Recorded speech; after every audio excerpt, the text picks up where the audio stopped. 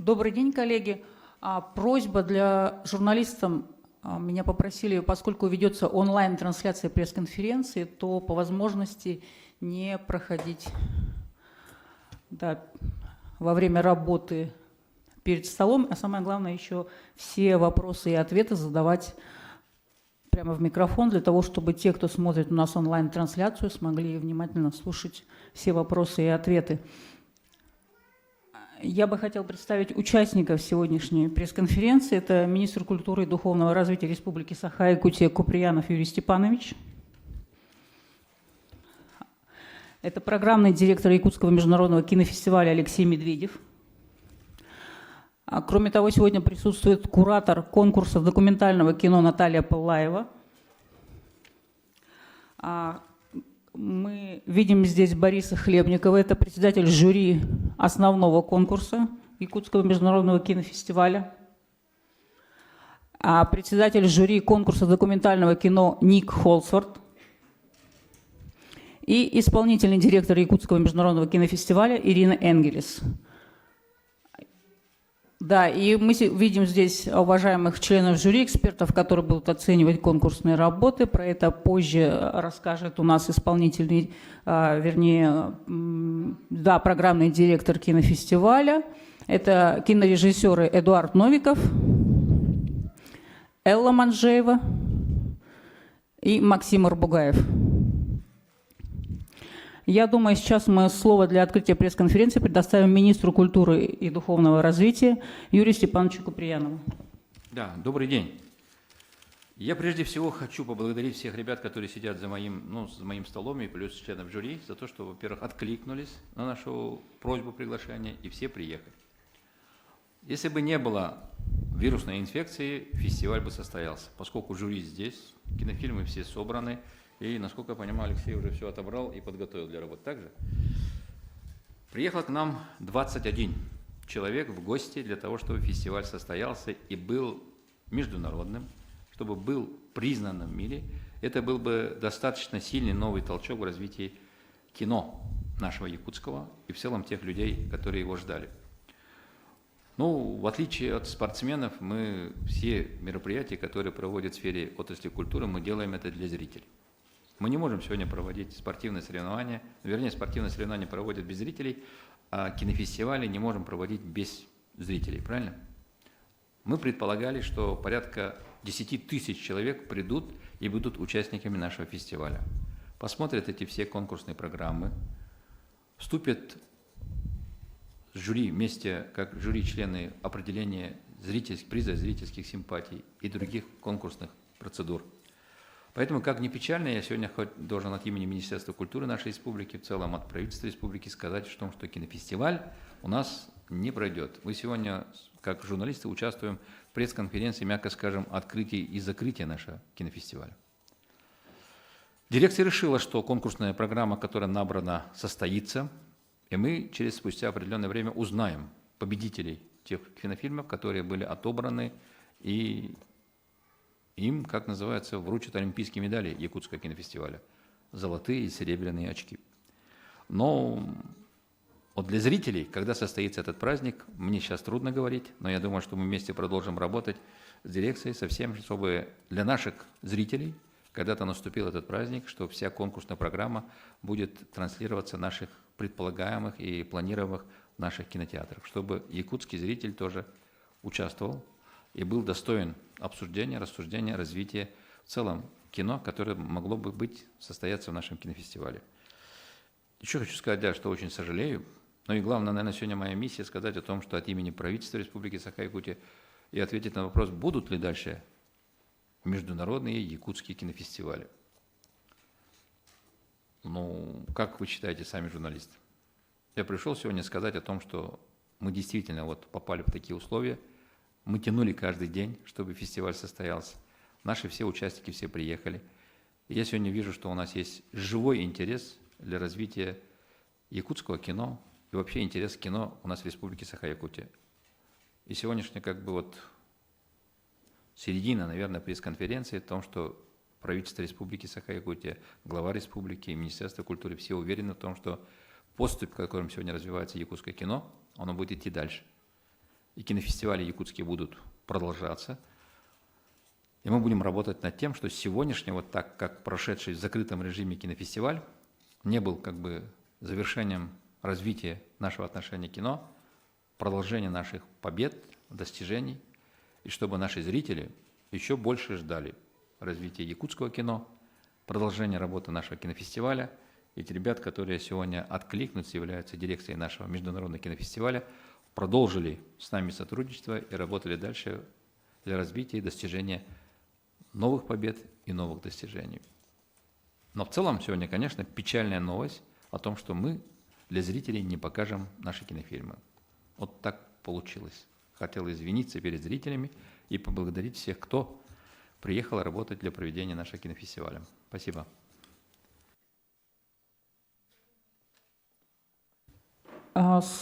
Скажет слово Алексей Медведев, программный директор кинофестиваля, который проделал колоссальную работу по отбору работ. Вы уже знаете, что поступило почти 1000 заявок из 40 стран. Все-таки это показатель того, что кинофестиваль состоялся в профессиональной среде, его ждут, он интересен, и есть огромное желание в нем участвовать. Я бы хотела, чтобы Алексей сейчас прокомментировал нашу дальнейшую работу. Здравствуйте. Я думаю, что не только уважаемый министр, не только я, все сегодня будут начинать свои короткие выступления с благодарностей, потому что действительно, так сказать, вся команда кинофестиваля, и в том числе и журналисты, которые уже готовились освещать события и брали у нас интервью, и интересовались тем, какие фильмы будут, и доводили эту информацию до публики. Все сделали очень большую работу. Что касается нашего кинофестиваля, его программы, то впервые у нас настолько представительный, мне кажется, получилось именно в паре основной конкурс и документальный конкурс, куратором которого была Наталья Пылаева. Я отбирал картины игровые. Вообще, в целом, у нас более 50 фильмов было отобрано для программы кинофестиваля. И даже в тех условиях, когда у нас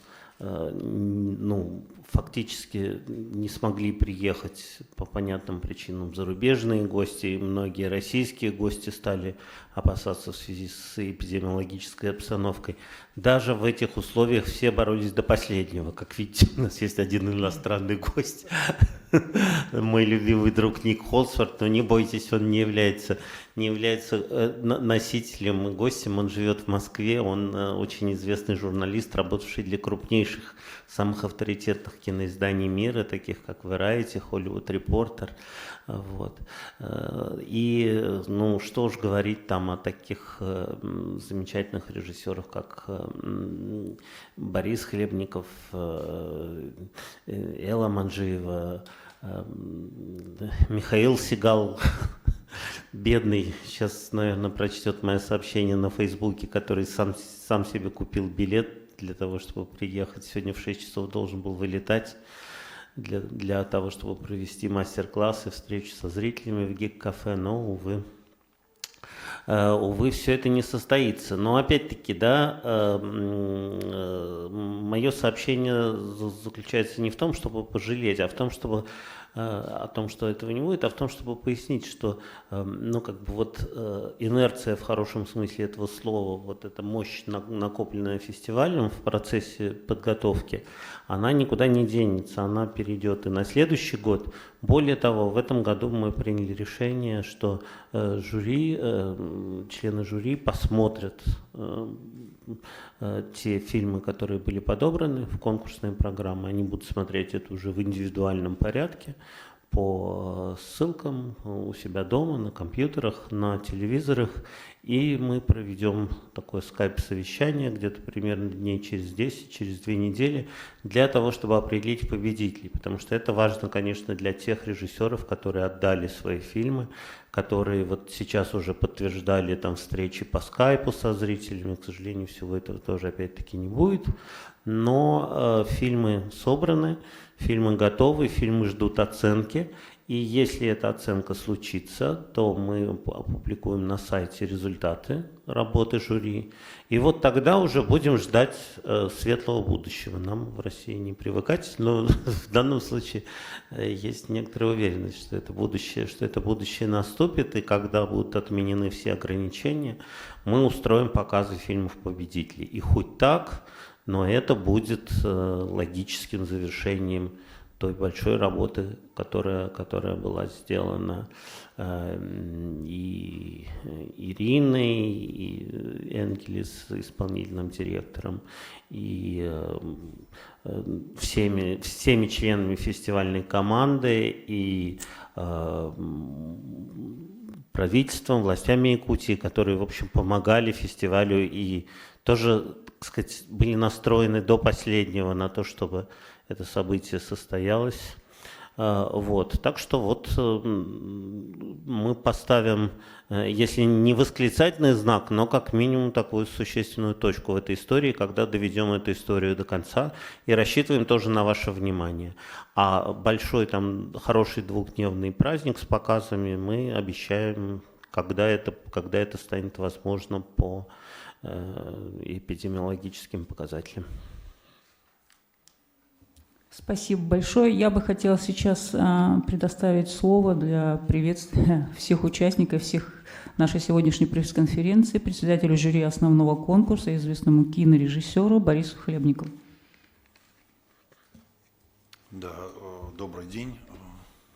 Честно говоря, я не знаю, мне кажется, что все, наверное, слова уже информационные сказаны.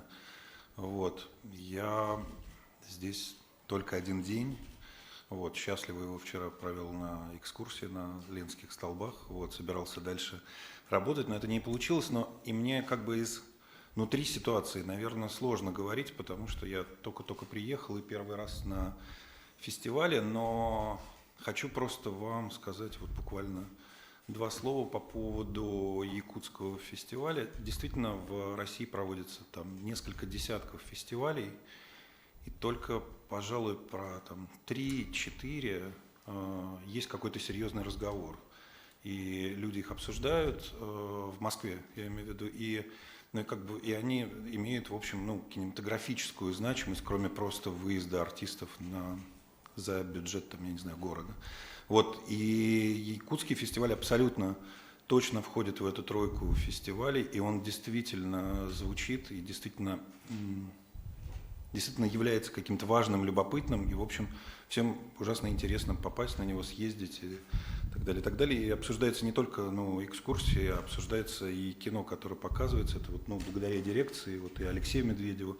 Вот здесь, по-моему, очень крутая программа и абсолютно какой-то прозрачный по намерениям своим фестиваль. Он про кино, и это очевидно.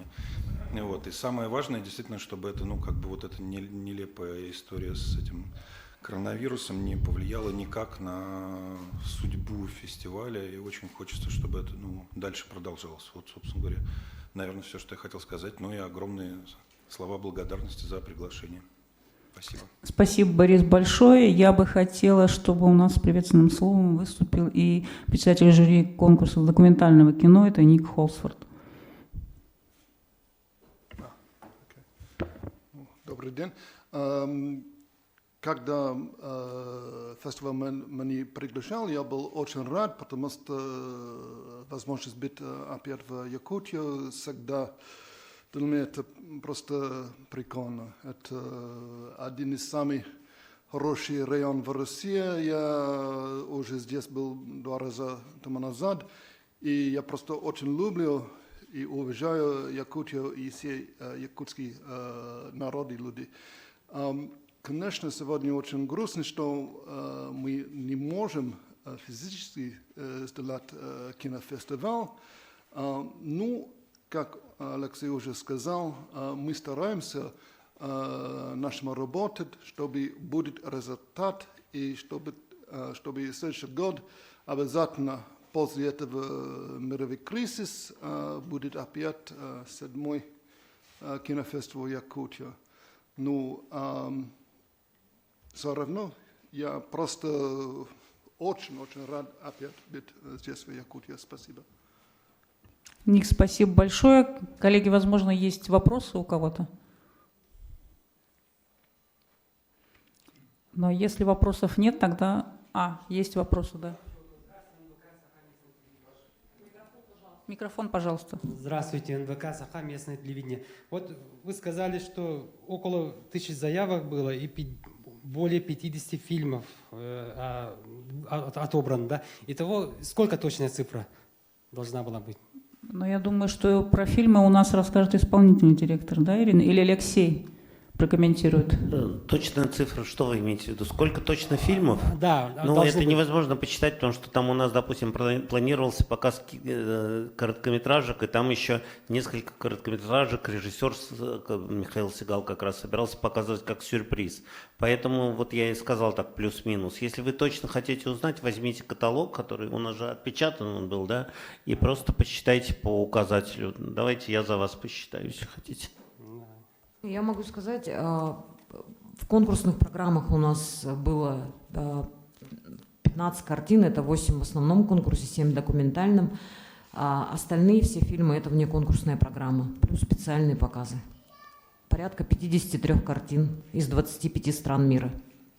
Вот, 23 стран. Спасибо большое.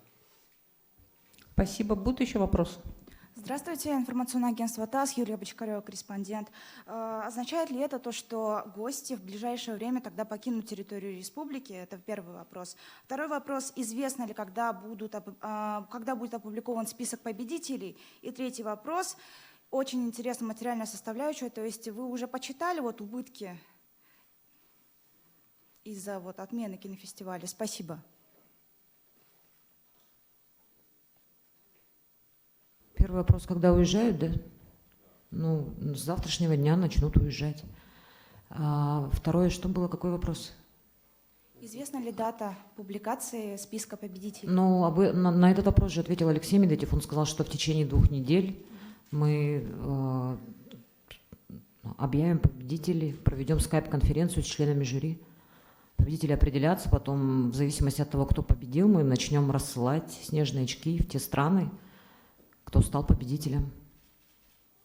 И третий вопрос, нет, мы пока не можем сказать, потому что вообще хочу сказать, во-первых, хочу поблагодарить правительство, Министерство культуры, всю команду. Ребята, я вас очень люблю. Спасибо большое. И поблагодарить наших партнеров, спонсоров, поблагодарить СМИ. Действительно, мы работали очень сильно, начиная с того момента, как Айсен Сергеевич объявил, что кинофестиваль состоится. Это было в конце мая месяца, и плотно мы начали уже работать где-то с конца октября. Такая ситуация, что у нас все менялось, поэтому у нас даже какие-то есть, может быть, там ляпы где-то в программе и так далее, потому что она постоянно менялась. Очень тяжело было работать в этих условиях, которые сложились. И насчет бюджета я хочу сказать, что мы сейчас все подсчитываем, и пока мы не можем ответить, это в ближайшие дни тоже. Спасибо. Здравствуйте, Альбина Данилова, Национальный центр аудиовизуального наследия народов Республики Саха. Сначала такой вопрос конкретный. Вы говорили о том, что предстоит встреча с Антоном Долиным и Борисом Хлебниковым в условиях прямого эфира онлайн. Можно узнать конкретнее, когда, в какое время и когда ждать? Это первый вопрос. А второй вопрос я хотела бы, во-первых, поблагодарить и гостей фестиваля, членов жюри, всех участников и зрителей, которые были намерены посетить все кинопоказы, потому что мы становимся свидетелями, в принципе, исторического события. И в связи с этим у меня вопрос. Борис Хлебников, по-моему, говорил о прозрачности фестиваля, его концепция культура в условиях глобализации. И здесь мы это остро очень чувствуем этот момент. Можно ли поподробнее? Потому что именно с этой позиции мы узнаем итоги работы жюри. Первый вопрос по прямым эфирам Долина. Конкретнее вопрос. Первое будет ли по Долину? По Долину. И где мы увидим ссылки какие-то, когда, какие сроки, часы, и по концепции фестиваля. Ну, Вот именно с этой точки зрения вы будете с какой вот позиции оценивать работы участников на фестиваля? первый вопрос отвечу я, на второй вопрос ответит Алексей Медведев. Насчет Антона Долинова, ну, мы думаем о том, чтобы записать лекцию и выложить ее для всех зрителей. На вопрос по поводу отбора фильмов и прозрачности, ну, как говорилось. Нет, мне кажется, я понял вопрос. Вы спрашивали, как, ну вот там есть некая сформулированная концепция кинофестиваля, вы спрашивали, как жюри будет ее применять при суждении. Мы жюри про нашу концепцию ничего не рассказываем. Чем меньше они про нее знают, тем лучше. Жюри на то и жюри, что это люди, которые не готовятся к проведению фестиваля. Они нужны нам такие, какие они есть, такими, какими мы их знаем. Мы знаем их фильмы, мы знаем их творческий профиль, мы знаем их характеры, мы их приглашаем как состоявшихся людей, которые выскажут свое абсолютно субъективное суждение о тех фильмах, которые они увидят. И магия фестиваля, и волшебство фестиваля, и любого коллективного события заключается в том, что когда много людей собирается в одном месте, и каждый из них честно и открыто высказывает свое абсолютно субъективное мнение, в итоге мы получаем объективную картину того, что в кино по-настоящему важно, того, что трогает зрителя, того, что для нас сегодня... что сегодня у нас заставляет наше сердце биться чаще. Вот. Поэтому концепцией мы наших членов жюри не нагружаем. Но она есть для того, чтобы рассказывать о ней в интервью и журналистам что-то пояснять. Есть еще вопрос? Ну, я думаю, что тогда на этом мы завершим официальную часть нашей пресс-конференции. Если у кого-то, может быть, есть какие-то вопросы, которые хотелось бы задать в частном порядке, то мы готовы прокомментировать. Официальная часть пресс-конференции завершена. Спасибо всем огромное за участие.